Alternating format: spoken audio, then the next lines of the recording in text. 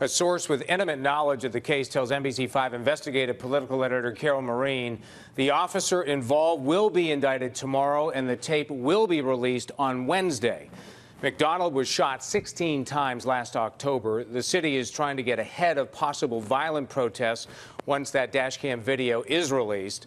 Today, community leaders met with the mayor to go over a plan.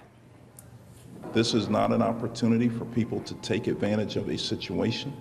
This does harm to the memory of Laquan Mcdonald if we decide to do that. So I'm urging people to do peaceful protests. The city initially tried to block the release of the tape. Community leaders are urging for calm. And tonight, NBC5 investigates exactly who was Laquan Mcdonald. NBC5 political editor Carol Marin has reported extensively on this case over the last 6 months. And tonight, she takes a look at some of the events in Laquan Mcdonald's life before the night of October 20th, 2014. Laquan Mcdonald was the son of Tina Hunter. He had a younger sister. His father played no role in his life, according to attorneys for the Mcdonald family. The 17-year-old was near the intersection of Pulaski and 41st when police encountered him carrying a small knife. It was a small, I believe, 3-inch blade in his right hand. He did not drop the knife, but that certainly was no justification or excuse to shoot him like that.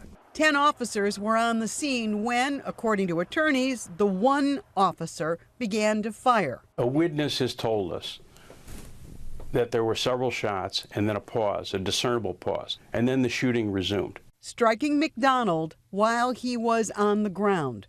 An autopsy showed he had a small amount of PCP in his bloodstream.